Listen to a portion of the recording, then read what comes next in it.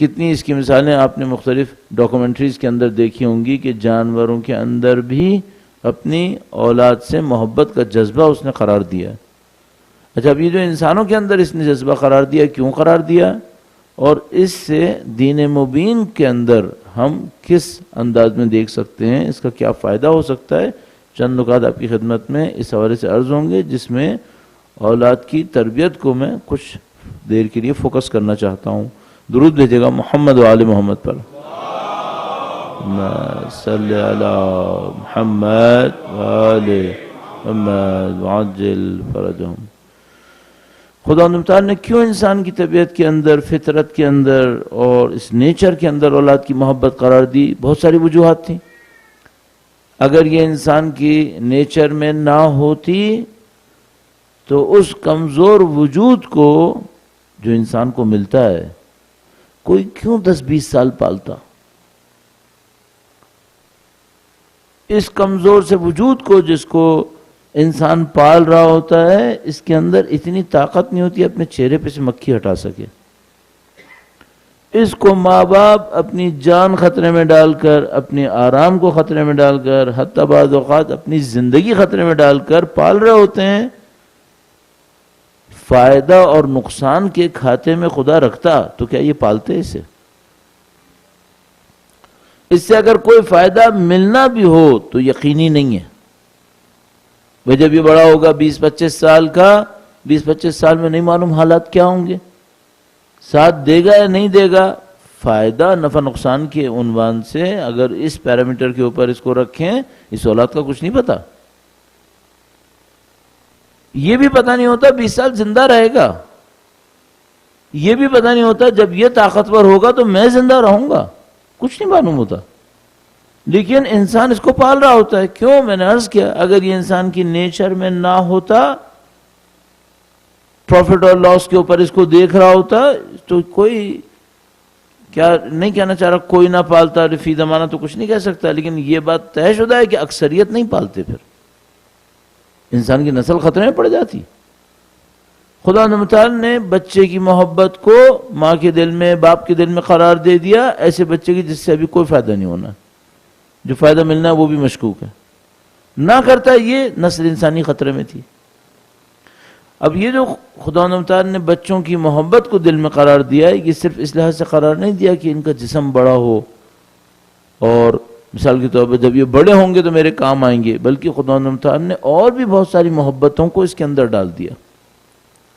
مثال کے طور پر ان محبتوں میں سے ایک محبت یہ ہے کہ انسان صرف اس کا فائدہ اپنے لیے نہیں دیکھنا چاہتا، بلکہ چاہتا ہے یہ خود بھی اپنی زندگی کے اندر نفع نقصان کے اندر کامیابی حاصل کرے.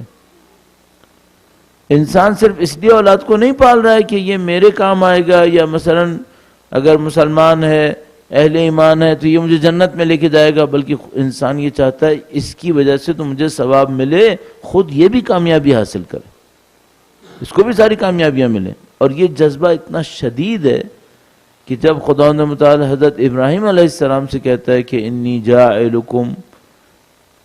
جاعلک للناس اماما، ہم آپ کو امام قرار دیتے ہیں تمام انسانیت کے لیے، فوراً اگلا سوال جو حضرت ابراہیم نے کہا، فرمایا ومن ذریتی، اے خدا میری نسل میں سے. حضرت ابراہیم علیہ السلام کو جیسے ہی یہ پتا چلا کہ امامت میرے پاس ہے، انسانیت کی امامت میرے پاس ہے، اگلا سوال یہ پوچھا، یہ جو میرا پیغام ہے میری اولاد تک پہنچے گا، یہ منصب امامت حاصل کر سکے گی؟ تو ایک طرف سے اولاد کی محبت بھی ریفلیکٹ ہو رہی ہے اس کے اندر کہ حضرت ابراہیم چاہتے ہیں میری اولاد بھی یہ مقام حاصل کرے.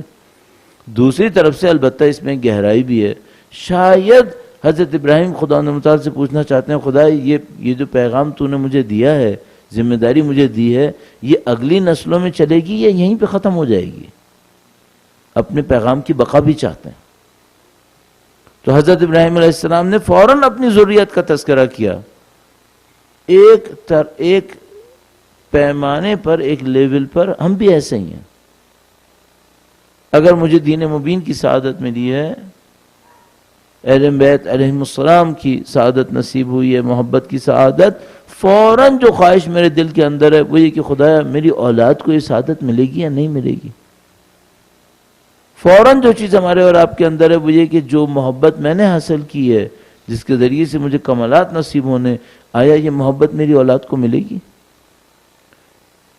آپ کسی بھی ماں باپ کو اٹھا کے دیکھ لیجئے، اس سے پوچھ لیجئے اولاد کے لیے اپنے سے بڑھ کر کامیابی چاہتا ہے یا اپنے سے کم چاہتا ہے؟ اپنے سے بڑھ کر چاہتا ہے. اگر دیندار ہے تو یہ کہے گا کہ ہم نے تو شاید زندگی کو کچھ وقت ضائع کیا ہو، ہم نہیں چاہتے ہماری اولاد زندگی کا وقت ضائع کرے. اگر دنیا دار ہے تو وہ کہے گا ہم نے تو کم دنیا حاصل کی ہے، ہم چاہتے ہیں ہماری اولاد زیادہ دنیا حاصل کرے. اگر کوئی طاقتور ہے تو کہے گا مجھے تو کم طاقت ملی تھی، میں تو چاہتا ہوں یہ پوری دنیا کے اوپر حکومت کرے. ہر ایک کی خواہش ہے، اپنی اولاد کو اس سے بڑھ کر دیکھنا چاہتے ہیں. لیکن اب یہاں پر اللہ کے نظام کا ایک اور قانون داخل ہوتا ہے. کیا کائنات میری اور آپ کی خواہش پہ چلے گی؟ بڑی نیک خواہش ہے کہ ہماری اولاد اس محبت کو حاصل کرے جس کو ہم کائنات کی سب سے قیمتی چیز سمجھتے ہیں. یہ ہماری خواہش ہے، اور الحمدللہ رب العالمین اس خواہش کے اندر آپ ہوں یا دوسرے ملکوں میں رہنے والے ہوں سب شریک ہیں، چونکہ فطری ہے. آپ بھی چاہتے ہیں یہ ہو، سب چاہتے ہیں کہ یہی ہو. لیکن میں نے پھر آپ کے سامنے سوال رکھنا ہے وہ یہ کہ کیا کائنات میری اور آپ کی خواہش پہ چلے گی؟ تو خدا متعال کا جواب یہ کہ نہیں، کائنات تمہاری خواہش پہ نہیں چلے گی. کائنات ان قوانین پر چلے گی جن پر ہم نے کائنات کو خلق کیا ہے. کائنات تو قوانین پہ چلے گی. چھوٹی سی مثال عرض کرتا ہوں آپ کی خدمت میں، درود بھیجے گا محمد و آل محمد پر. صلی علی محمد و آل محمد وعجل فرج. بھائی کسی نے فرض کر لیجئے آپ سے پانی مانگا اور آپ اسے پانی دینا چاہتے ہیں. اس نے ٹھنڈا پانی مانگا ہے، آپ اس کو ٹھنڈا پانی دینا چاہتے ہیں. لیکن جتنا بھی پانی آپ کو مل رہا ہے وہ سارا گرم ہے. یہ کہ آپ کی خواہش اچھی ہے کہ آپ کسی کی مدد کرنا چاہتے ہیں، یہ کہ آپ کی خواہش یہ ہے کہ آپ کسی کا دل خوش کرنا چاہتے ہیں، کیا پانی اس خواہش پہ ٹھنڈا ہو جائے گا؟ نہیں، اس کے اپنے قوانین ہیں. وہ قوانین آئیں گے پانی ٹھنڈا ہوگا. اگر وہ قوانین نہیں آئے، محض آپ کی خواہش سے، جو نیک خواہش بھی ہے، کائنات تبدیل نہیں ہوگی. اب ہمارے سامنے ایک سوال آئے گا، وہ یہ کہ میری تو ایک خواہش ہے اور بہت نیک خواہش ہے کہ میری اولاد جو ہے وہ دین کے راستے پر چلے، ان محبتوں کو حاصل کرے جن کے اندر میں کامیابی دیکھ رہا ہوں. کیا یہ خواہش کافی ہوگی؟ تو جواب ہمیں یہ ملے گا کہ نہیں بھائی، یہ خواہش کافی نہیں ہوگی، بلکہ کائنات کو کچھ اصولوں پہ خلق کیا گیا ہے. ان اصولوں کی آپ پابندی کریں گے تو آپ کی خواہش پوری ہو جائے گی. اور خدا نخیر نعوذ باللہ تعالی اگر آپ نے خواہش تو بہت شدید دکھائی لیکن پابندی نہیں کی تو پھر یہ خواہش پوری نہیں ہوگی اور آپ کو خدا نخیر نعوذ باللہ تعالی مشکل وقت دیکھنا پڑے گا. اچھا، اب بعض جگہ پر تو میں اور آپ لڑ بھڑ کے زندگی گزار لیتے ہیں، کچھ کمپرومائزز بھی کر لیتے ہیں. لیکن اولاد کا معاملہ ایک ایسا معاملہ ہوتا ہے کہ اس میں اگر آپ شروع میں تھوڑی سی اگنورنس دکھا بھی دیں نعوذ باللہ تعالی، یہ معاملہ ختم نہیں ہوتا، اس معاملے نے چلنا ہوتا ہے. تو اس میں اگنورنس کا کوئی فائدہ ہو نہیں سکتا. ایک ہی راستہ ہے، اولاد نے جس قانون کے تحت پرورش پانا ہے وہ آپ کو سمجھ میں آ جائے، وہ آپ کو سمجھ میں آ جائے، اور آپ ان کے تحت اگر بچوں کو پالنا شروع کر دیں، آپ کی بھی زندگی آسان ہے، ان کی بھی زندگی آسان ہے. میں نے آپ کی خدمت میں عرض کیا، خواہش کے اوپر چلنے سے زندگی آسان نہیں ہو پائے گی، مشکل حل نہیں ہوتی. پھر ایک اور مسئلہ بھی ہوتا ہے، بھائی میں نے یہ سوچا ہے کہ مثال کے طور پر اگر میں فلاں کام کروں گا تو یہ اثر ہو جائے گا. جیسے ہمارے یہاں معاشرے کے اندر بہت ساری چیزیں رائج ہو جاتی ہیں، نہیں معلوم ان کی بنیاد کیا رہتی ہے. اگر کوا آ کر گھر پہ بیٹھ گیا اس کا مطلب ہے مہمان آئے گا. صحیح ہے، آپ کے ذہن میں یہ رابطہ جڑ گیا ہے، بہت اچھا ہوا کہ رابطہ جڑ گیا ہے، لیکن کیا آپ کے ذہن میں رابطہ جڑنے سے حقیقت بھی تبدیل ہو جائے گی؟ نہیں، ایسا نہیں ہوگا. آپ خواہش کرتے رہیے، خواہش سے حقیقت تبدیل نہیں ہوگی. آپ رابطے جوڑتے رہیے، ان رابطوں سے حقیقتیں تبدیل نہیں ہوں گی. حقیقتیں کہاں تبدیل ہوں گی؟ جب آپ کو حقیقت کا پتہ چل جائے، آپ حقیقت کے مطابق عمل کر کے دکھا دیں. اور میں نے کل آپ کی خدمت میں عرض کیا، اب یہ تھوڑا سا عنوان سے بڑھ کر عرض کروں، اولاد کا مسئلہ نہیں ہے، کائنات کی ہر چیز کا یہی معاملہ ہے. آپ کو خوشی کہاں سے ملے گی؟ آپ کے ہاتھ میں نہیں ہے کہ آپ جہاں سے چاہیں گے خوشی لے لیں گے. نہیں، خدا متعال نے خوشی لینے کا بھی قانون بنایا ہوا ہے. سکون کہاں سے ملے گا؟ چلیے خوشی میں تو شاید کوئی کہہ دے کہ نہیں بھائی گناہ سے بھی خوشی ملتی ہے. پھر مسئلہ آتا ہے سکون کا آتا ہے، یہ کہاں سے ہوگا؟ چلیے ممکن ہے کوئی کہہ دے بھائی سکون کا بھی مجھے پتہ چل گیا ہے. آخری معاملہ لے لیتا ہوں آپ کا وقت کم بچاتے ہوئے. اخروی کامیابی ہمارے ہاتھ میں ہے، اپنی مرضی سے لے سکتے ہیں. اب تو طے شدہ ہے کہ نہیں، البتہ پہلے دو کو بھی نہیں لے سکتے. میں آپ کو گارنٹی سے عرض کر رہا ہوں، مصنوعی خوشی شاید مل جائے گی، جس کو سکون دنیا کہہ دے وہ شاید مل جائے گی، لیکن جو خدا فرما رہا ہے کہ سکون میں نے جہاں رکھا ہے وہیں پہ ملے گا، جہاں خوشی رکھی ہے وہیں پہ ملے گی. بہترین راستہ کیا ہے؟ قانون سمجھ لیجئے. آپ قانون سمجھ لیجئے، پھر جو آپ کو چاہیے وہ آپ کو مل جائے گا. اب میں جلدی سے آپ کا وقت مزید لیے بغیر اس بات کے اوپر چند پوائنٹس عرض کرنے کی کوشش کروں گا. اولاد کی تربیت میں قوانین کیا ہیں کہ اگر ہم ان قوانین کو استعمال کریں تو ہم کہہ سکیں گے موسٹ پروبیبلی ہم کامیاب ہو سکتے ہیں اولاد کی تربیت میں. کیوں میں نے کہا موسٹ پروبیبلی؟ استثناءً ایکسیپشنلی ایسا ہو سکتا ہے میں پوری کوشش کروں پھر بھی کامیاب نہ ہوں. یہ ہو سکتا ہے. یہ کہ خداوند متعال نے ہمارے سامنے قرآن کریم میں حضرت نوح کے فرزند کی مثال رکھی، شاید اس کی ایک حکمت یہی ہے کہ خدا یہ بتانا چاہ رہا ہو کہ تم کچھ بھی کر لو بعض اوقات مشکلات آئیں گی. تو ہمیں کم از کم یہ جاننا ہوگا عمومی طور پر کیا کریں تو اولاد کی اچھی تربیت کی جا سکتی ہے. چند نکات آپ کی خدمت میں عرض کروں گا. درود بھیجے گا محمد و آل محمد پر. صلی علی محمد و آل محمد وعجل فرج.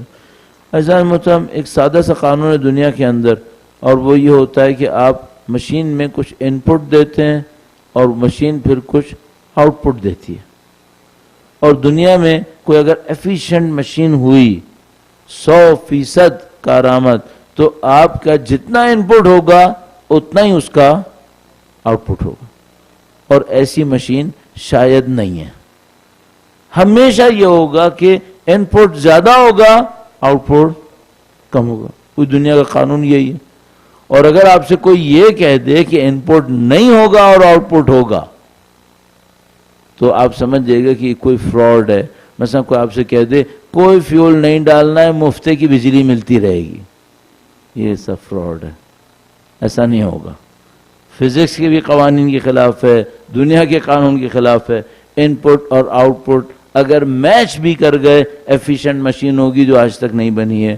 ان پٹ زیادہ ہوگا، آؤٹ پٹ کم ہوگا. اولاد کی تربیت بھی ایسے ہی ہے. کوئی یہ توقع نہ کرے میں کچھ نہیں کروں گا بچہ بالکل صحیح ہو جائے گا. ہم انسانوں کے اندر ایک خواہش ہے، اور وہ خواہش کیا ہے؟ میں کچھ نہ کروں اور ساری کامیابیاں مجھے مل جائیں. خدا متعال نے اسے پسند نہیں کیا. خدا متعال قرآن کریم میں برے لوگوں کی تعریف یعنی ڈیفینیشن دیتے ہوئے بتاتا ہے، ان کی صفت بیان کرتا ہے اور کہتا ہے یریدون ان یحمدوا بما لم یفعلوا. یہ لوگ چاہتے ہیں ان کی تعریفیں ہوں ایسے کاموں پر جو انہوں نے کیے بھی نہیں ہیں. اگر کوئی ایسا کرے خدا متعال اسے پسند نہیں کرتا. کہتا ہے یہ کیا ہے، کیسا انسان ہے. یہ چاہتا ہے اس کی تعریف ہو ایسے کاموں پر جو اس نے نہیں کیے. اچھا، ایک بندے کے اندر اس کو قبول نہیں کرتا، قوم کے اندر قبول کرے گا؟ نہیں، قوموں میں بھی قبول نہیں کرے گا. تو کیا ممکن ہے ایسا؟ ہاں ہوتا ہے بعض اوقات. بعض قومیں یہ چاہتی ہیں ہم وہ قربانیاں نہ دیں جو ہمیں دینی ہے لیکن ہمیں فضیلتیں ملتی رہیں. ایسا کبھی بھی نہیں ہوا. خداوند متعال نے کبھی کسی قوم کے ساتھ ابدی فضیلت کا کوئی ایگریمنٹ نہیں کیا. فرماتا ہے جب تک اطاعت گزار رہو گے فضیلتیں ملتی رہیں گی. وَإِنْ عُدْتُمْ عُدْنَا، اور اگر تم پلٹ گئے تو پھر ہم بھی پلٹ جائیں گے. اور میں نے آپ کی خدمت میں شاید کل بھی عرض کیا تھا ان تتولوا یستبدل قوما غیرکم ثم لا یکونوا امثالکم. اگر تم پلٹ گئے تو خداوند متعال تمہاری جگہ کسی اور قوم کو لے کر آئے گا، پھر وہ تمہاری طرح نہیں ہوگی. بنی اسرائیل کو کبھی کہتا ہے فضلنا علی العالمین، تمام عالمین پہ فضیلت دی. قرآن کریم میں 3 سطر کے بعد جا کر کہتا ہے ضربت علیہم الذلۃ والمسکنہ، ان کے اوپر ذلت اور حقارت ہم نے لکھ دی ہے. کیوں تبدیلی آئی؟ جب تک اطاعت گزار رہیں گے، فرما بردار رہیں گے، خدا کے دین کی نصرت کریں گے. ان تنصروا اللہ ینصرکم، تم خدا کی نصرت کرو گے خدا تمہاری نصرت کرے گا. نہیں کرو گے پلٹ جاؤ گے ہم بھی پلٹ جائیں گے، بلکہ تمہاری جگہ کسی اور قوم کو لے کر آئیں گے. خدا متعال بے عمل فضیلتیں کسی کو نہیں دے گا، یہ طے شدہ بات ہے. تو سب سے پہلے تو آپ اور میں اس بات کو ریئلائز کر لیں کہ بھئی اگر اولاد کی تربیت کرنی ہے، میں کچھ نہ کروں اولاد کی تربیت خود سے ہو جائے. دنیا میں ایسا کبھی نہیں ہوا. آپ کو کچھ کرنا ہوگا، پہلا تو اصل یہی ہے. اچھا اب یہ جو کچھ کرنا ہے اس میں بعض اوقات ایسا ہوتا ہے کہ ہم کسی ایسی چیز کو جس کا رول تھوڑا سا ہوتا ہے اس کو بہت زیادہ سمجھ لیتے ہیں. جس کا رول واقعاً ہوتا ہے اس کو ہم انڈر اسٹیمیٹ کر لیتے ہیں. یہ ہم لوگوں کے شارٹ کٹ ڈھونڈنے کی عادت ہے. میں ایک مثال آپ کی خدمت میں عرض کرتا ہوں، درود بھیجے گا محمد و آل محمد پر. صلی علی محمد و آل محمد وعجل فرجهم. اور دنیا کے نظام میں بعض اوقات یہ شارٹ کٹس چل بھی جاتے ہیں، آخرت میں نہیں چلتے. میں مثال عرض کر رہا تھا آپ کی خدمت میں، جب ہم لوگ پرائمری اسکول سے سیکنڈری اسکول میں گئے تو سیکنڈری اسکول میں پہلی دفعہ بورڈ کا ایگزام ہونے والا تھا. وہ جو بورڈ کا ایگزام ہونے والا تھا وہ پہلا ایگزام کلاس 9th میں آیا تھا. جب کلاس 9th میں پہلا بورڈ کا ایگزام آیا تھا تو سارے اسٹوڈنٹ اس بات سے پریشان تھے کہ اب تک تو جو پیپر چیک کیے تھے وہ اسکول کے ٹیچرز نہیں کیے تھے، تو کچھ معاملات دور اور نزدیک سے حل کر لیے جاتے تھے. اب پہلی دفعہ یہ پیپر بورڈ کے لوگ چیک کریں گے، اب کیا ہوگا؟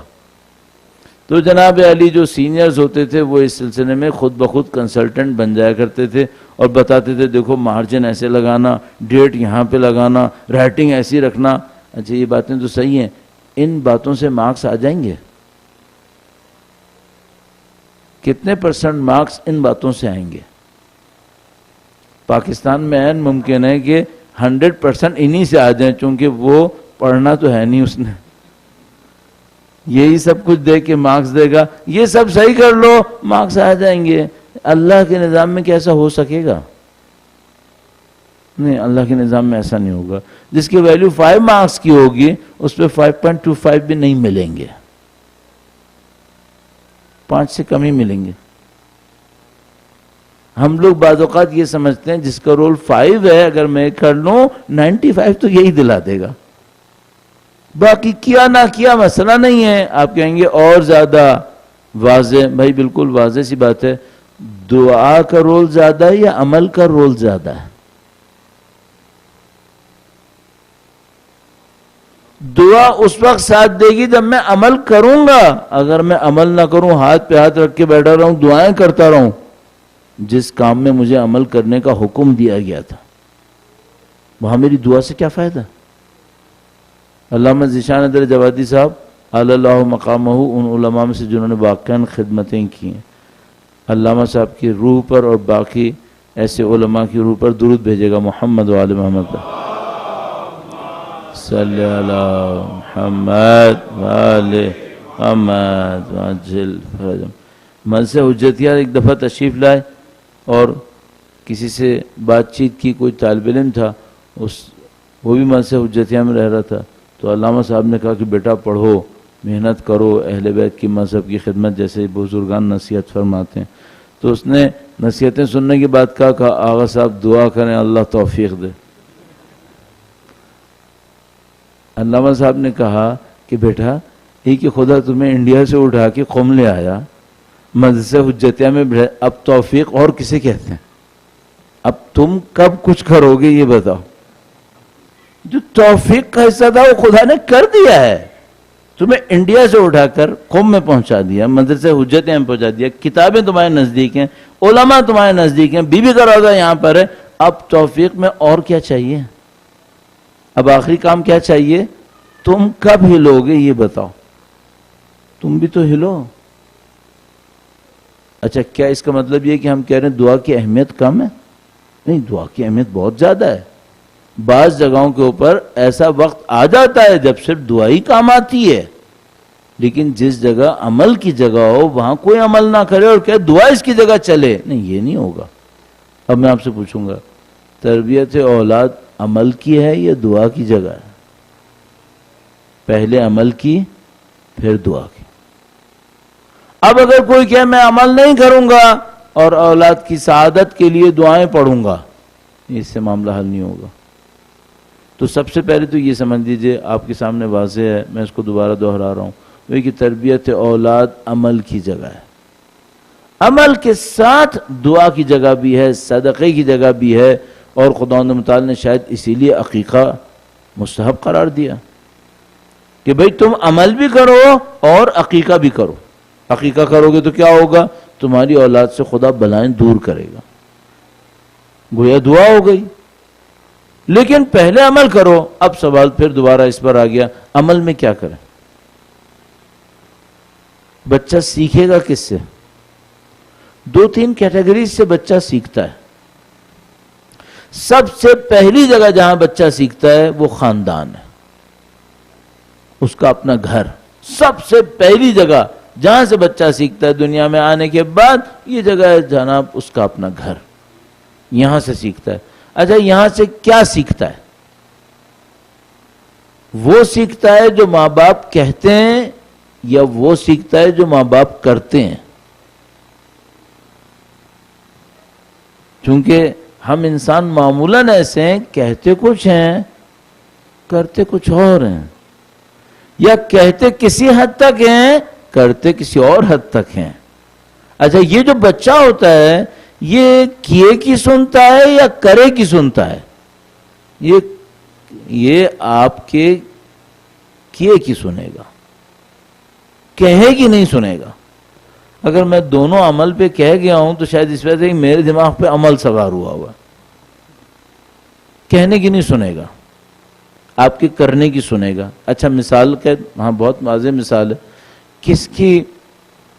آج کے دور میں کم از کم الحمدللہ رب العالمین ایک ترقی ہوئی ہے، وہ یہ کہ ہم تقریباً سب، پہلے کے لوگ شاید اس معاملے کے اوپر اتنی زیادہ توجہ نہیں کر پا رہے تھے. کم از کم میں اپنے بچپن کو دیکھتا ہوں تو لوگوں کی توجہ اتنی زیادہ نہیں تھی. مثلا مجھے اپنے بچپنے میں بہت کم کوئی بزرگ یاد ہے جس نے مجھے یہ دعا دی ہو خدا تمہیں امام وقت کے انصار میں سے قرار دے. لیکن بحمدللہ رب العالمین آج کے والدین کی اس بات پر توجہ کافی زیادہ ہوئی بھی ہے، اور ان کے دل میں خواہش بھی ہے کہ خدا ہماری اولاد کو امام کے آبان و انصار میں سے قرار فرمائے. الہی آمین. امام کے نام پر ایک بار پھر درود بھیجے گا. محمد و آل محمد، اللہم صلی علی محمد و آل محمد وعجل. گویا یہ ایک انتہائی نیک خواہش ہو گئی. اس نیک خواہش پہ بچہ آبان و انصار میں پہنچ جائے گا؟ نہیں، یہ دعا ہے، اس میں عمل کرنا پڑے گا. اچھا کیا دعا نہ کریں؟ دوسری دفعہ کہہ رہا ہوں، نہیں دعا ضرور کریں. جیسے ابھی آپ نے تھوڑی دیر پہلے دعائے کمیل پڑھی ہوگی تو کوئی کہے کہ بس عمل ہے، دعا کی کوئی گنجائش نہیں. نہیں، خدا نے فرمایا ادعونی استجب لکم. دعا کا مقام اپنی جگہ پر ہے، لیکن کچھ جگہوں کے اوپر خدا کہتا ہے عمل کرو پھر دعا کرو. جیسے اللہ کے رسول کے پاس کوئی ملنے آیا، اس نے اپنی اونٹنی نہیں باندھ دی، ملنے کے بعد باہر آیا، اس نے کہا اونٹنی بھاگ گئی. اللہ کے رسول کے پاس آیا، کہنے لگا اے اللہ کے رسول میں نے آپ کے خدا کے اوپر توکل کیا، آپ سے ملنے آیا تھا، اب آپ کے خدا پہ توکل کیا اور آپ اللہ کے رسول سے ملنے آیا تھا، اب میری اونٹنی کیوں باندھی؟ اللہ کے رسول نے پوچھا پاؤں میں گرہ لگائی تھی؟ کہنے لگا نہیں۔ اللہ کے نبی نے فرمایا پہلے گرہ باندھو پھر توکل کرو، پہلے گرہ باندھو پھر توکل کرو۔ تم کچھ نہ کرو اور کہو میں نے خدا پہ توکل کیا، تم کچھ نہ کرو تربیت اولاد کے لیے اور خدا اس کو آبان و انصار میں سے قرار دے، نہیں یہ وہ جگہ نہیں ہے، آپ کو کچھ کرنا پڑے گا۔ اچھا جب آپ کچھ کریں گے اور آپ کچھ کہیں گے تو آپ کا کہے کا زیادہ اثر ہوگا یا کیے کا زیادہ اثر؟ اب جس دفعہ میں نے صحیح کہہ دیا نا، آپ کے کیے کا زیادہ اثر ہوگا، کہے کا اتنا اثر نہیں ہوگا۔ اچھا اب آپ کیا کریں؟ اب کیا کریں؟ اب میں وہ ان پٹ آؤٹ پٹ کی بات لاتا ہوں۔ میں جتنا ان پٹ دوں گا آؤٹ پٹ اس سے زیادہ نکلے گا؟ نہیں۔ اللہ اس بچے کو کوئی خاص توفیق دے دے، اس کے لیے ہدایت کے کوئی دروازے اس کی طاقت پہ کھول دے، اس کی کسی قربانی کے اوپر کھول دے، یہ علیحدہ معاملہ ہے، ورنہ جتنا میرا ان پٹ ہوگا اس سے زیادہ آؤٹ پٹ نہیں نکلے گا۔ مثال کے طور پر میں اپنے کام کے لیے کہتا ہوں، اگر میرے اندر اسلام 30% ہوا، میں آپ کو 40% دے پاؤں گا؟ نہیں بھائی، جتنا میرے پاس ہے، عربی میں محاورہ کہتے ہیں فاقد الشیء لا یعطی، جس کے پاس خود نہیں ہے وہ دوسروں کو کیا دے گا؟ میرا بچہ اوان و انصار میں سے بنے، تم میں صرف ایک بات بتاؤ، تم وہی کچھ کر رہے ہو جو اوان و انصار کو کرنا چاہیے؟ تب تو تمہاری دعا میں ذرا دم ہے، اور اگر تم وہ نہیں کر رہے جو اوان و انصار کو کرنا چاہیے تو یہ آؤٹ پٹ ان پٹ سے زیادہ کیسے نکلے گا؟ اگر کوئی مجھ سے کہنا مجھے معلوم یہ کرنا ہے کہ میری اولاد بڑے ہو کر کیا بنے گی، تو میں اس سے کہوں گا تھوڑی دیر کے لیے آئینہ دیکھ لو، ایک ایسا آئینہ جس میں تمہیں چہرے کے علاوہ اپنا باطن بھی نظر آ سکے۔ اس کے بعد کہنا ہے یہ ان پٹ ہے، کیا آؤٹ پٹ نکلے گا؟ کیا آؤٹ پٹ نکالنا چاہتے ہو؟ علامہ ہلی نے اپنے بیٹے سے پوچھا تم کیا بننا چاہتے ہو؟ کہا میں آپ کی طرح جید عالم بننا چاہتا ہوں، پر میں تم کہیں نہیں پہنچو گے، تم کچھ نہیں کرو گے۔ کہنے لگا کیوں؟ کہا جب میں نے طے کیا کہ مجھے کیا بننا ہے تو میں نے ائمہ اطہار سلام اللہ علیہم اجمعین کو دیکھا تھا کہ مجھے ان کے راستے پہ چلنا ہے، جب میں نے ان کے راستے کو ٹارگٹ کیا تو میں یہ بناؤں، مجھے تم ٹارگٹ کرو گے تم کہاں پہنچو گے؟ کہاں پہنچو گے تم؟ اب آپ تصور فرمائیے یہ میں ہوں جو ان پٹ ہے، یہ آؤٹ پٹ کیا نکلے گا اس کا؟ تو مجھے کچھ نہ کچھ کرنا پڑے گا۔ مثال کے طور پر آپ مجھ سے کہیں گے کیا کرنا ہے؟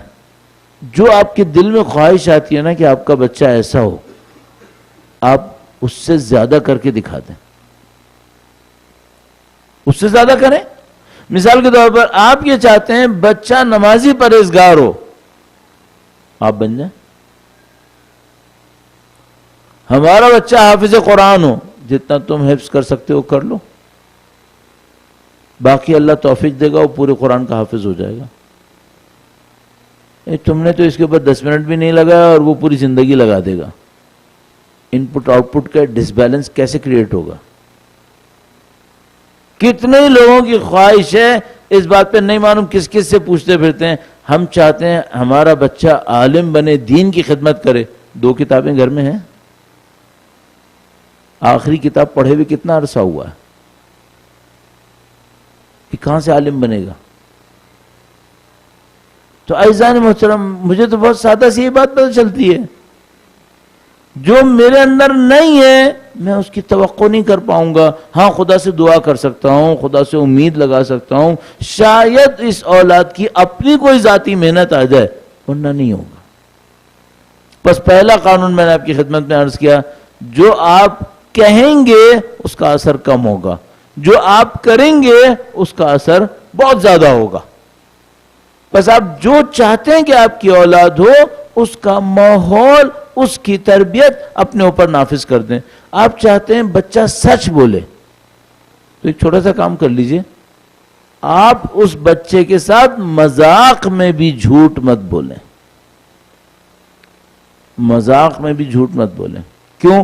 بچہ آپ کے سچ اور مذاق کو تشخیص نہیں دے پائے گا.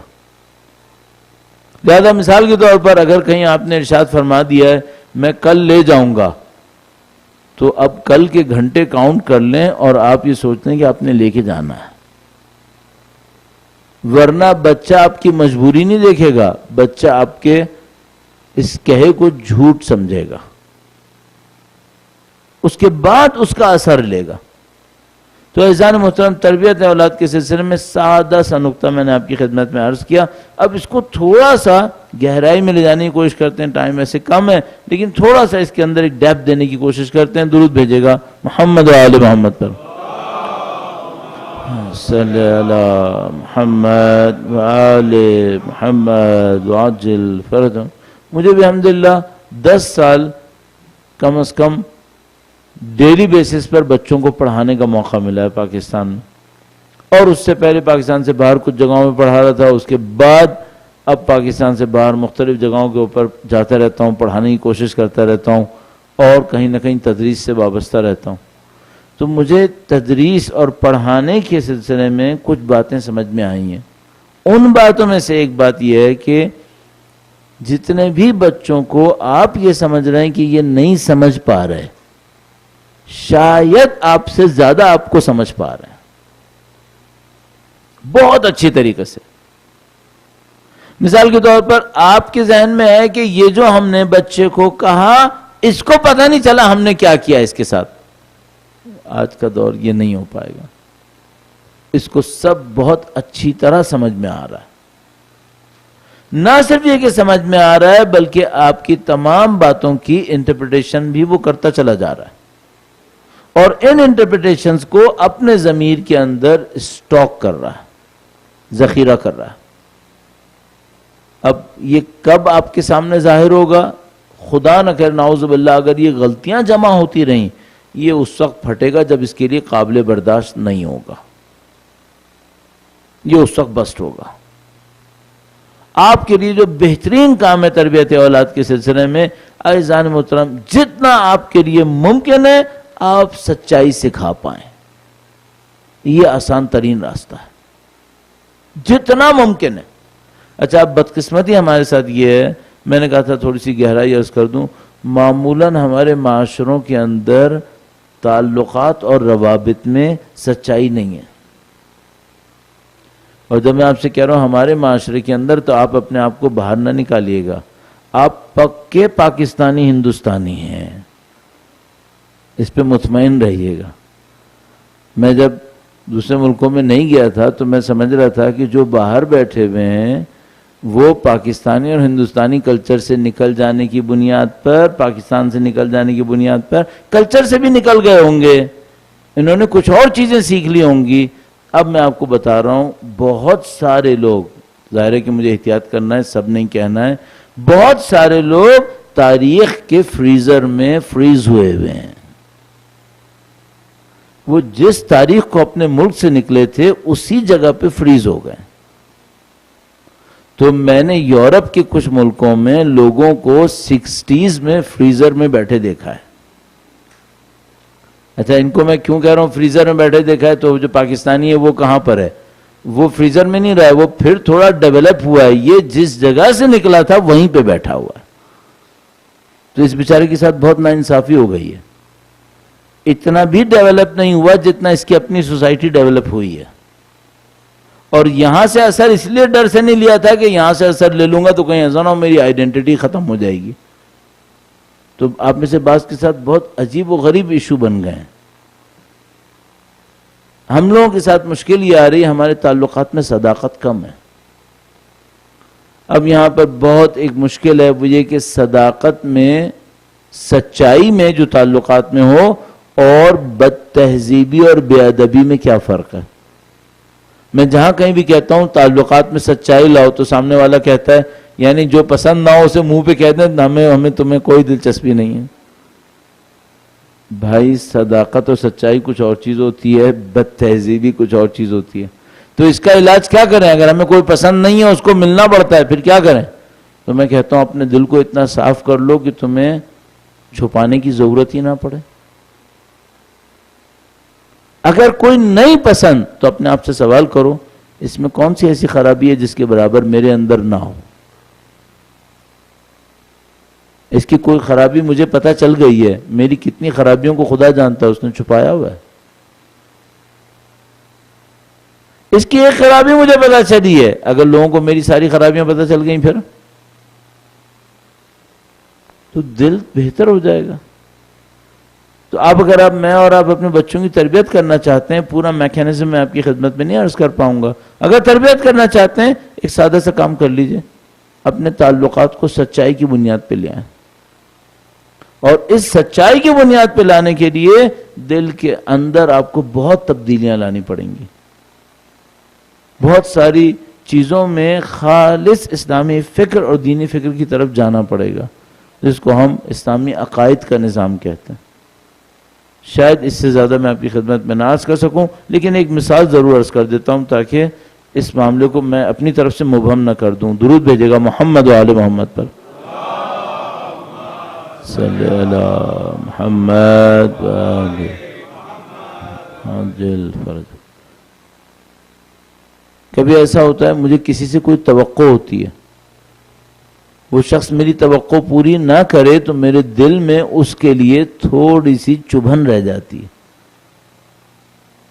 ابھی جو میرے دل میں چبھن رہ گئی ہے، جب میں اس سے ملوں گا اس چبھن کے اثر میں مجھے تھوڑی بہت سخت لفظ استعمال کر لوں، تھوڑی سی منافقت دکھانی پڑے گی. دل سے تو خوش نہیں ہوں لیکن کہوں گا آپ کو دیکھ کے بہت خوشی ہوئی، جبکہ اندر اللہ جانتا ہے کہ اسٹیم انجن چل رہا ہے شاید. اس کو کیسے حل کروں؟ اس کو میں ایسے حل کروں کہ میں نے اس سے ایک توقع رکھی تھی جو پوری نہیں ہوئی، جس کی وجہ سے مجھے غصہ بیٹھا ہوا ہے. اپنے آپ سے پوچھوں مجھے بندوں سے توقع رکھنی چاہیے یا خدا سے توقع رکھنی چاہیے؟ میں نے اس سے توقع کیوں رکھی تھی؟ اچھا چلو اس نے نہیں دیا، اب جو دینے والا ہے وہ یہ ہے یا خدا ہے؟ خدا دے گا، اس کا نظام دے گا، یہ تو نہیں دے پائے گا. تو اس سے کوڑنے کی کیا ضرورت ہے؟ میں کہوں گا بالآخر سائن تو اس نے کرنا تھا، جیب سے تو اس نے نکال کے دینا تھا. اگر خدا مجھے دلوانا چاہے تو اس کے سائن کا محتاج ہے، کہیں سے بھی دلوا دے گا، کہیں سے بھی کروا دے گا. اس سے کوڑنے کی کیا ضرورت ہے؟ اگر اس نے صحیح کیا ہے خدا اس کو جزا دے گا، اس نے غلط کیا ہے اس کا اور خدا کا معاملہ ہے، مجھے کوڑنے کی کیا ضرورت ہے؟ آپ دیکھیں گے خود بخود جیسے آپ اس کام کو کرنے کی کوشش کریں گے، اندر سے عقیدتی نظام کو صحیح کرنے کی کوشش کریں گے، خود بخود یہ مسائل حل ہوتے ہیں. انسان کے دل کے اوپر بوجھ ختم ہونا شروع ہو جاتا ہے. اس حالت میں انسان کے تعلقات میں صداقت آتی ہے. اور یہ میں آپ کی خدمت میں گارنٹی سے عرض کر سکوں گا، تجربے کے ساتھ، 10 تجربے کے ساتھ آپ کو زندگی اچھی گزارنی ہے، صداقت پہ مبنی ہو. اور اگر ایک ہی جان کے اوپر 10 بوجھ ڈالنے ہوں تو صداقت سے دور ہو جائے. اتنے بوجھ پڑیں گے انسان کو چل جائے گا. اور صداقت میں رہیں گے بوجھ ہلکے ہو جائیں گے، آپ کی زندگی خوشگوار رہے گی. آپ خود تصور فرمائیے، میں نے کسی میں ایک بندہ تھا، وہ بہت کم وقت کے لیے ساتھ تھا، تو میں اس کو کچھ بتانے کی کوشش کر رہا تھا. تو اس نے مجھے کہا کہ ہم جہاں کام کر رہے ہوتے ہیں نا، وہاں 3 قسم کی پرسنالٹیز ہمیں رکھنی ہوتی ہیں. ایک وہ پرسنالٹی رکھنی ہوتی ہے جو اپنے باسز کے سامنے ہو، ایک وہ رکھنی ہوتی ہے جو اپنے کولیگز کے سامنے ہو، اور ایک وہ رکھنی ہوتی ہے جب اپنے سب آرڈینیٹس کے سامنے ہو. کہنے لگا ہمیں 3 انسان بن کے زندگی گزارنی ہوتی ہے. تو میں نے اس سے کہا کہ جب تم 3 انسان بنتے ہو تو اپنے کچھ فائدے حاصل کرنا چاہتے ہو، باس سے، کولیگ سے، سب آرڈینیٹ سے، صرف ایک بات بتانا، تمہارے فائدے ان تین کے ہاتھ میں ہیں یا خدا کے ہاتھ میں؟ کیوں ان تینوں کے سامنے منافقت دکھا رہے ہو؟ وہ بنو جو ہو اور وہ بنو جو خدا چاہتا ہے. کیوں اپنی جان کے اوپر مصیبت ڈالے ہوئے ہو؟ اپنے آپ کو کچل رہے بلا جان. تو اگر آپ کو اپنے بچوں کو کامیاب زندگی دلانی ہے، اور اس کامیابی کو میں نے خلاصہ کیا ایک جملے کے اندر کہ وقت کے امام کے کام آ سکیں، تو میں نے آپ کی خدمت میں 2-3 باتیں انتہائی مختصر عرض کرنے کی کوشش کی. اس کو اسائنمنٹ کے طور پہ لے لیجئے، کام کرنا شروع کر دیجئے. اور اس سلسلے کی بس ایک اور بات آپ کی خدمت میں عرض کروں گا. عزیزان محترم، سب سے بڑی کامیابی کسی بھی انسان کی، شاید کل بھی میں نے آپ کی خدمت میں عرض کیا تھا، سب سے بڑی کامیابی اپنے اندرونی خرابیوں کا خاتمہ ہے. سب سے بڑی کامیابی ہے. اور اس میں بہت ساری ہماری زندگی کے راز چلیں گے کہ ہم اور آپ جو کچھ ہیں وہ اپنے اندر کا ریفلیکشن ہے. اندر سے خوشبین ہے، باہر زندگی خوبصورت ہے. اندر سے بدبین ہے، آپٹیمسٹک نہیں ہے، باہر زندگی خود بخود بدصورت ہے. جو کچھ ہے وہ اندر ہے، اس کو صحیح کر لیں. آپ جیسے اپنے آپ کو اندر سے صحیح کرنے کی کوشش کرتے ہیں، آپ کی زندگی میں خوبیاں آنا شروع ہو جاتی ہیں. آپ اپنی زندگی میں کامیابیوں تک پہنچتے ہیں. آپ جانتے ہیں ان تمام باتوں کو. انشاءاللہ پروردگار اس کام کو میرے اور آپ کے لیے اور آسان فرمائے انشاءاللہ. اس سلسلے میں بس ایک نقطہ اور اضافہ کر لیجئے. آپ اگر اپنے بچوں کو کامیابی تک پہنچانا چاہتے ہیں تو ایک کام اور کر لیجئے. کسی اور کے بچے کی کامیابی کو آسان کر دیجئے. میں نے جو اب تک نسخہ دیکھا ہے دنیا میں کامیابی کا، وہ یہ ہے کہ کامیابی چھیننے یا لینے سے نہیں آتی، کامیابی کچھ دینے سے آتی ہے. جو آپ کو چاہیے وہ کسی چھوٹے لیول پر دوسروں کو دینا شروع کریں، آپ کی کامیابی صحیح ہو جائے گی. مثلا مجھے کامیابی چاہیے، میں چاہتا ہوں خوشیاں حاصل کروں، چھوٹا سا ایک کام کرو، کسی اور کو خوش کرنا شروع کرو. یہ جو خدا ہے اس نے نظام کو دینے والوں کے لیے بنایا ہے، چھیننے والوں کے لیے نہیں بنایا ہے. اچھا کیوں ایسا کیا خدا نے؟ چونکہ وہ خود رزاق تھا، وہ دینے والا تھا. زمین پہ دینے والا دیکھنا چاہتا ہے. اب دینے والے بن جائیے، خدا اپنی خدائی کے ساتھ آپ کا ساتھ دینا شروع کر دیتا. خوشی چاہیے، خوشی دے دو. اپنی اولاد کو کامیاب دیکھنا چاہتے ہو، کسی اور کی اولاد کی کامیابی کے راستے میں مدد دے دو. اور دستیوں قوانین اس طرح سے زندگی میں نافذ ہوئے ہوئے ہیں جن کو آپ اپنی زندگی میں بہت آسانی سے عمل میں لا سکتے ہیں اور دین اسلام کو آزما سکتے ہیں. دین اسلام کو آزمائیے تاکہ اس پہ آپ کا یقین بڑھ جائے اور آپ کی کامیابیوں کا راستہ کھلنا شروع ہو جائے. یہ جو آخری بات میں نے آپ کی خدمت میں عرض کی، اس کو کہیں اپنے ذہن میں نوٹ کر لیجئے گا کہ جو کچھ آپ کو چاہیے ہے وہ کسی اور کو، اب میں تھوڑا سا اور اضافہ کر دوں، بے لوس دینا شروع کر دیں.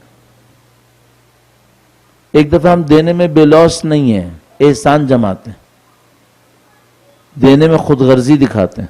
یہ اس سے کوئی فائدہ نہیں ہوگا. بے لوس دینا شروع کریں، زندگی آسان رہے گی. ذرا سا اصل میں میرے ساتھ بہت بڑی مشکل یہ ہے، میں 20 سال سے زیادہ ہو گیا پڑھاتے ہوئے. اگر کوئی میرا اسٹوڈنٹ سر اٹھا کے دوسرے سے بات کرتا ہے تو میں کہیں بھی بیٹھا ہوں مجھے نظر آ جاتا ہے. اگر اسکول میں ہوتا تھا تو اس سے کہتا تھا کہ کرسی موڑ کر پیچھے والی دیوار کو دیکھنا شروع کر دو. میں کوئی سزا نہیں دوں گا، اور میں اس کو یہاں تک کہتا تھا اگر پرنسپل بھی آیا نا میں تمہیں ڈیفینڈ کروں گا، میری کلاس خراب مت کرو، میری کلاس خراب مت کرو. یہاں بیٹھے ہو سنو، کم سے کم ثواب تو لے ہی لو. یہاں بیٹھنے کا ثواب ملتا ہے، باتیں کرنے کا ثواب نہیں ملتا، بیٹھنے کا ثواب ملتا ہے. اور جو آخری بات ہے میں آپ کی خدمت میں 30 دفعہ پھر دوہرا دوں، کہیں ایسا نہ ہو ضائع ہو جائے. بعض باتیں ہم لوگ جلدی میں کہہ دیتے ہیں، ضائع ہو جاتی ہیں اور ان کی تاثیر بھی کم ہو جاتی ہے اور لوگ شاید اس کو اتنی زیادہ اہمیت بھی نہیں دے پاتے. لیکن میں تیسری دفعہ اس لیے دہرا رہا ہوں تاکہ شاید آپ اسے قبول فرمائیں، بعد میں آپ کا تجربہ آپ کو خود بخود یقین پہ پہنچا دے گا۔ وہ یہ ہے کہ جو کچھ آپ کو چاہیے ہے وہ دوسروں کو دینا شروع کر دیں، چھوٹے لیول پر جو آپ کے بس میں ہے۔ مثال کے طور پر صاف سی بات عرض کروں گا، مجھے مرنے سے پہلے کیا چاہیے؟ مجھے چھوٹا موٹا پیسہ چاہیے تاکہ مجھے دوسروں کے سامنے ہاتھ نہ پھیلانا پڑے، طے شدہ بات ہے۔ میں نہیں چاہتا میں مرنے سے پہلے دوسروں کے سامنے ہاتھ پھیلاؤں، مجھے ہاتھ پھیلانا برا لگتا ہے۔ تو مجھے چاہیے، مجھے پیسے چاہیے، ہاں اتنا چاہیے کہ ہاتھ نہ پھیلاؤں، تو کسی کو ہاتھ پھیلانے سے بچانے کے برابر اس کو پیسہ دے دو، اتنا پیسہ دے دو کہ وہ ہاتھ پھیلانے سے بچ جائے۔ جیسے ہی وہ بچے گا تمہارے ہاتھ پھیلانے کو خدا سنبھال لے گا۔ مجھے یہ چاہیے، دے دو۔ اچھا دوسری چیز کیا چاہیے؟ صاف بالکل میں عرض کروں گا، مجھے مرنے سے پہلے ایسے لوگ چاہیے جو مجھے چاہتے ہو میری خاطر۔ مرنے سے پہلے اکیلے نہیں مرنا چاہتا، چاہنے والوں کے درمیان مرنا چاہتا ہوں۔ اگر میں چاہنے والوں کے درمیان مرنا چاہتا ہوں تو مجھے کیا کرنا چاہیے؟ مجھے چاہیے لوگوں کو بے لوث محبت دوں۔ اگر میں لوگوں کو بے لوث محبت دوں گا خدا مجھے محبتیں دلوا دے گا۔ دو باتیں ہو گئیں۔ تیسری ایک اور بات بھی ہے، اور کیا چاہیے تمہیں؟ مجھے چاہیے اتنا ہو کہ لوگ بے عزتی نہ کریں۔ اگر دین کے نام پہ بے عزتی اٹھانی پڑے ہاں ٹھیک ہے، پھر وہ قبول ہے۔ البتہ میں نے اتنی آسانی سے کہہ دیا قبول ہے، اتنی آسانی سے قبول ہوتا نہیں ہے، بہت سخت کام ہے۔ لیکن ابھی تھیوریٹیکلی یہ سوچتا ہوں عزت چاہیے، ہاں تھوڑی بہت عزت چاہیے۔ بے عزتی کب قبول ہے؟ اگر دین کی خاطر ہو پھر صحیح ہے، لیکن بہت سخت ہے، بہت سخت ہے۔ نارمل حالات میں عزت چاہیے۔ عزت چاہیے تو میں کیا کروں؟ عزت دے دوں۔ عزت دینا سیکھو، احترام دینا سیکھو، جو چاہیے دے دو۔ دے دو گے، جس کو دو گے وہ جانتا ہے، یعنی خدا وہ جانتا ہے میں نے کیسے دیا، بڑھ کے ہی دے گا۔ اور ایک اور قانون کا حصہ ہے، بڑھا کے دیتا ہے، ایسی جگہ سے دیتا ہے جس کو میں حساب نہیں کر سکتا۔ تیسری بات، ایسے وقت میں دیتا ہے جب میں سب سے زیادہ محتاج ہوں۔ اگر میں خدا کو دوں، بندوں کو دوں گا پھر حساب نہیں ہے۔ تو آپ کہیں گے پھر کس کو دینا ہے؟ دیں بندوں کو، بندوں کے لیے مت دیں، خدا کے لیے دیں۔ تو اگر میں خدا کے لیے دوں گا تو تین کام ہوں گے، جتنا میں دوں گا خدا بڑھا کے دے گا، نمبر دو ایسی جگہ سے دے گا جس کا میں حساب نہیں کر سکتا، نمبر تین ایسے وقت میں دے گا جب میں سب سے زیادہ محتاج ہوں گا۔ اور مزے کی بات یہ ہے کہ میں نے اس وقت دیا تھا جب میں محتاج نہیں تھا، خدا مجھے اس وقت دے گا جب میں محتاج ہوں گا۔ میں نے آسانی میں دیا تھا، خدا میری سختیوں میں بھی میرا ساتھ دے گا۔ یہ خدا کا عجیب قانون۔ اور اگر میں اس کو مصائب سے نزدیک لاؤں تو ہم یہ کربلا سے بہت آسانی سے سیکھ سکتے ہیں، بہت آسانی سے سیکھ سکتے ہیں۔ بھئی آپ کے سامنے ہے، 1400 سال ہو گئے، کوئی ایک سال گزرا ہے جب یا حسین کی آوازیں نہ اٹھی ہوں؟ سال تو دور کی بات ہے، کوئی ایک مہینہ گزرا ہے ایسا؟ یہ خدا کا نظام نہیں ہے؟ یعنی اب تو ہم لوگ چونکہ عادی ہیں، بحمدللہ رب العالمین، سید الشہداء کی محبت خدا تعالی نے ہمارے اور ہمارے خاندانوں کے دلوں میں اتار دی، الحمدللہ رب العالمین۔ ورنہ آپ تصور کریں 1400 سال سے لوگ اس کے نام کا کفن لے رہے ہیں جس کو خود کفن نہیں ملا ہے۔ 1400 سال سے اس کے نام کے کفن کے لیے مر رہے ہیں جس کو خود کفن نہیں ملا ہے۔ لوگ اپنی جان خطرے میں ڈال رہے ہیں، سید الشہداء کا نام بلند کر رہے ہیں۔ کیوں یہ کر رہے ہیں؟ کیوں ایسا ہے؟ بہت عجیب ایک واقعہ بیان کرتے ہیں، میں اسی کو مصائب کی صورت میں آپ کی خدمت میں عرض کروں گا۔ ہمارے ایک جاننے والے اسلام آباد میں ہیں، پاکستان آرمی میں ہوا کرتے تھے، آرمی کی طرف سے عراق میں ڈپیوٹ تھے ایمبیسی میں. تو کہنے لگے کہ میں شبہ جمعہ کربلا جاتا تھا زیارت کرنے کے لیے صدام حسین کے زمانے میں. کہنے لگے ایک دفعہ میں کربلا گیا اور وہاں دوپہر کا وقت تھا، حرم سے باہر نکل رہا تھا تو ایک پاکستانی عورت ملی بڑھیا، اور کہنے لگی کہ میرے لیے خط لکھ دو، مجھے پڑھنا لکھنا نہیں آتا. تو ہمارے جو جاننے بھائی جن سے ہماری جان پہچان تھی، انہوں نے کہا کہ میرے پاس کاغذ قلم نہیں ہے، میں خط نہیں لکھ سکتا ابھی، لیکن اگر آپ کل آؤ تو میں کاغذ قلم لے کے آؤں گا. تو یہاں ایک چھوٹا سا نقطہ اس کے ساتھ ہی عرض کرتا چلوں. بعض جگہیں ایسی ہوتی ہیں جہاں آپ کے اور میرے لیے ضروری ہوتا ہے کہ ہم اپنی نشانیوں کو بھلا کر صرف امام کا چاہنے والا بن جائیں. اپنی نشانیوں کو اس وقت یاد نہیں رکھنا چاہیے. میں کون ہوں، میں کیا ہوں، میں کتنے مقام، یہ سب فضول کی باتیں ہوتی ہیں ان جگہوں کے اوپر. یہ بہت عقل مند تھے کہ جب یہ حرم سے نکل رہے تھے اور کسی نے کہا میرے لیے خط لکھ دو، تو اس کو یہ نہیں کہا کہ میں تو فلاں ہوں، میں تو فلاں ہوں.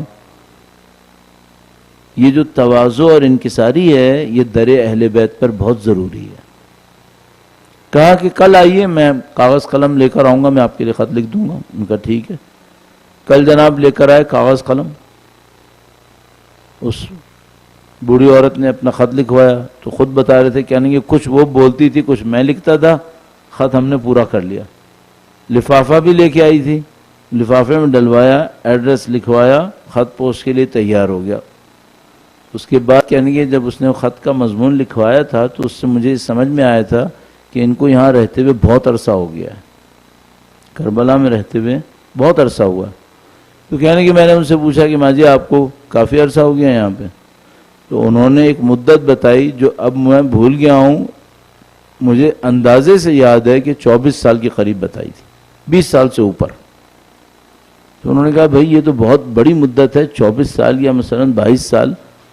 تو اس میں کیا آپ کا بھائی، کوئی بیٹا، شوہر کوئی ساتھ ہے؟ تو اس نے کہا کہ نہیں میرا کوئی ساتھ نہیں، میں اکیلے رہتی ہوں. تو پوچھا کہ بھئی آپ اکیلی رہتی ہیں تو آپ سوتی کہاں پر ہیں؟ تو اس نے بتایا کہ میرے پاس کوئی پیسہ نہیں ہے کہ میں ہوٹل کروں. تو یہ جو حرم کا دروازہ بند کرنے والا ہے مجھے جانتا ہے، جب یہ بند کرنے لگتا ہے تو میں دروازے کے پیچھے سو جاتی ہوں، کھولنے لگتا ہے تو مجھے صبح کو اٹھا دیتا ہے، میں جاگ کے چلی جاتی ہوں. آپ نے ساری زندگی ایسی گزار دی؟ ہاں ایسی گزار دی. تو ہمارے بندے خدا تھے، کہنے کہ اچانک میرے ذہن میں آئی کہ کھاتی پیتی کہاں سے ہے، ایک پیسہ اس کے پاس نہیں ہے. تو کہنے کہ میں نے اس سے کہا کہ ماں جی باقی سب تو صحیح ہے، کھاتی پیتی کہاں سے ہو؟ اس نے ایک جملہ کہا، یہ جملہ کہے ہوئے اس کو 30 سال سے زیادہ ہو گئے، مجھے جملہ سنے ہوئے شاید 15 سال سے اوپر ہو گئے. ابھی تک یہ جملہ میرے اوپر اثر کرتا ہے. تو یہ جملہ میں آپ کی خدمت میں عرض کرتا ہوں تاکہ اس کو کبھی آپ شب جمعہ ہے تنہائی میں تھوڑا سا بیٹھ جائیے گا، اس کو دہرائیے گا، شاید امام کی محبت میں آپ بھی آگے بڑھیں گے. اس نے کہا کہ یہ جو ہمارا امام ہے نا یہ خود بھوکا پیاسا مر گیا ہے، اب کسی کو بھوکا پیاسا مرنے نہیں دیتا ہے. کوئی اس کے دروازے پر کتنا ہی غریب آئے نہ بھوکا مرنے دیتا ہے نہ پیاسا مرنے دیتا ہے، یہ اس کی بھوک اور پیاس کا خود سے بندوبست کر دیتا ہے. تو میں امام کا مکتب کا چھوٹا سا شاگرد ہونے کے ناطے اس بی بی سے عرض کروں گا کہ بی بی یہ امام صرف کربلا میں بھوکا پیاسا نہیں رہنے دیتا، دنیا میں کوئی بھی اس امام کا نام لے رہا ہو یہ ان سب کی بھوک اور پیاس کا خیال کرتا ہے. تو اگر دنیا کے کسی کونے میں کوئی بیٹھا ہو اور وہ بھی کربلا کی طرف رخ کر کے کہے السلام علیکہ یا ابا عبداللہ، کبھی یہ خود جواب دیتا ہے، کبھی اس کا نگہبان ابو الفضل جواب دیتا ہے. یہ اس امام کا لطف و کرم ہے، اور کیوں نہ ہوتا اس کا لطف و کرم؟ یہ وہ امام ہے جس کو ذبح ہوتے اس کی بہنوں نے دیکھا ہے۔ الا لعنت اللہ علی القوم الظالمین وسیعلم الذین ظلموا ای منقلب ینقلبون۔ پروردگارہ تجھے واسطہ محمد و آل محمد کا شب جمعہ، خدایا تجھے واسطہ اس شب کا، اس قلیل سی عبادت کو اپنی بارگاہ میں قبول فرما۔ اے پاک پروردگار تجھے واسطہ سید الشہداء کا، ان کی اولاد طاہرہ، ان کے اجداد کا واسطہ ہے پاک پروردگار، ان کی نورانیت سے ہمارے دلوں کو منور فرما، ہمیں اور ہماری اولاد کو ان کے راستے پر چلنے کی سعادت نصیب فرما۔ خدایا پرچم قرآن و اہل بیت کو دنیا کے کونے کونے تک پہنچانے کی سعادت نصیب فرما۔ اے خدایا تجھے واسطہ محمد و آل محمد کا، ان کے چاہنے والے دنیا میں جہاں کہیں بھی ہیں، ان کی جان مال عزت و آبرو کی حفاظت فرما، بالاخص مقامات مقدسہ کا تحفظ فرما۔ جو مقامات مقدسہ کے تحفظ کے لیے اپنی جانوں کو خطرے میں ڈال رہے ہیں، بالاخص خدایا تجھے واسطہ محمد و آل محمد کا شام میں بی بی زینب سلام اللہ علیہا کے حرم کی حفاظت فرما، ان کے محافظین کو امن و سکون نصیب فرما، فتح و کامیابی نصیب فرما، ان کے دشمنوں کو نیست و نابود فرما۔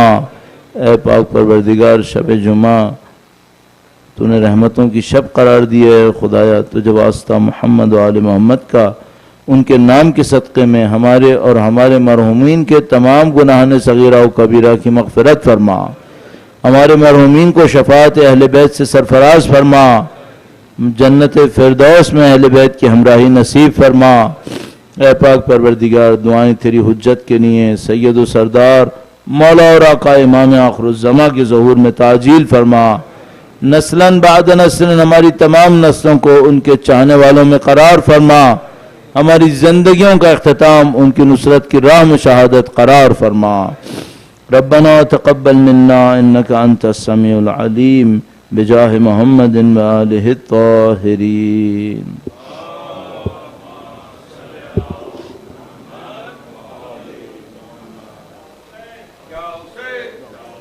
اللہ فی الارضین۔ قال اللہ تعالی فی کتابہ الکریم بسم اللہ الرحمن الرحیم ونريد ان نمن علی الذین استضعفوا فی الارض ونجعلهم ائمہ ونجعلهم الوارثین۔ ایک بار پھر درود بھیجیں محمد و آل محمد پر۔ اللہم محمد محمد۔ اس آڈینس میں ایسا لگ رہا ہے جیسے سب ناراض بیٹھے، یہ ادھر بیٹھے ادھر ناراض ہوئے، اللہ بہتر کرے گا۔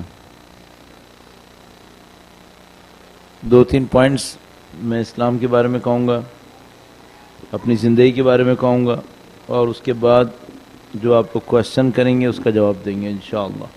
ایک بار پھر درود بھیجیں محمد و آل محمد۔ اللہم صلی علی محمد۔